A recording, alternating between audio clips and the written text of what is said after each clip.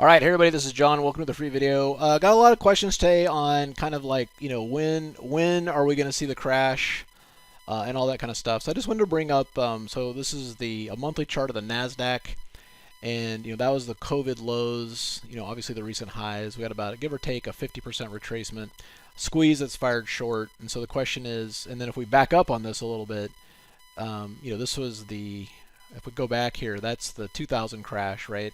And the 2000 crash, everything that was made was given up, and then we just traded sideways for a while. Okay, so the question is this what's going to happen now? No, this is crypto. So this is what's happening in crypto, where you had the explosion of $3 trillion market cap. Now we're, I don't know, 750 billion.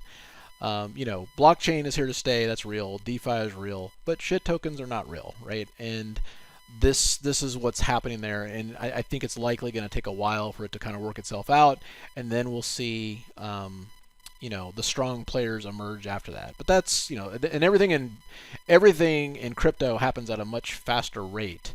So this initial move here was like the equivalent in Bitcoin of the $1,000 move, and then there was like the $20,000 move, but all that happens very quickly. So but it's very possible this time. Just think the crash has happened there in crypto, and then the crash has happened in very popular stocks. The list goes on and on here. Shopify to me is kind of the epitome of this because they were front and center. They're their name. Everybody knows them.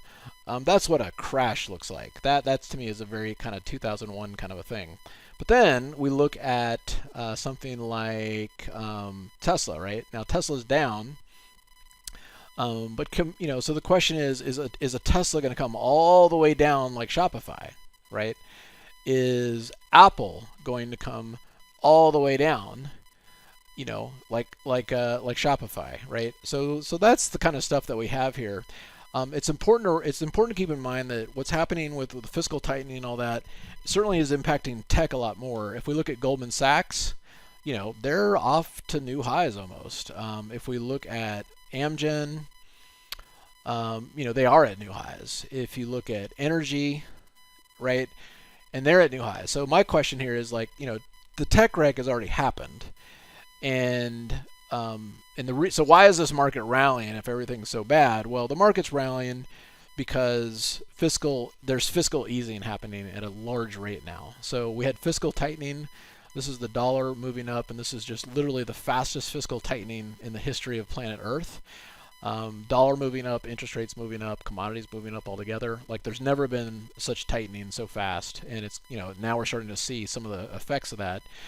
So now we just had a big blip down. So it's not, it's a loosening. Essentially represents a loosening of financial conditions. The monthly squeeze is over, right? So I think at this point, dollar peak, and at least in the short term. Long term, depending on how the global economy goes, if the global economy goes in the crapper, certainly the dollar could keep going.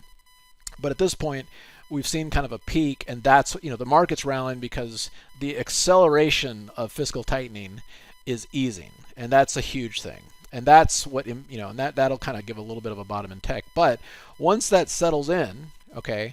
Once we kind of get to the point where the Fed no longer feels they need to raise rates, and what has to happen for that is inflation has to come down to a point where it matches interest rates. Okay, so right now we're running 8%.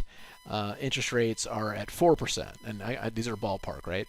And so what's the stock market is hoping is that the Fed doesn't have to keep raising to 8%, and nobody really thought that. But the question is if inflation could fall to where it's 4% and rates get here at 4%, that's fine. They can stop raising rates at that point. And so that's what the stock market is hoping for. And then once that settles in, then we got to look at what all this interest rate stuff did to earnings, and that will be the story of 2023. All right, so stay tuned. It won't be dull, and see you on the other side. Hey, John here with Simpler Trading. Thanks for watching. If you enjoyed this video, comment down below and let us know what topic you want to see us cover next. Also, be sure to subscribe and click the bell icon so you can get notified when we release new videos. And if you want to watch us trade in real time using our own money, go to simplertrading.com and learn how to sign up. Good trading, and we'll see you next time.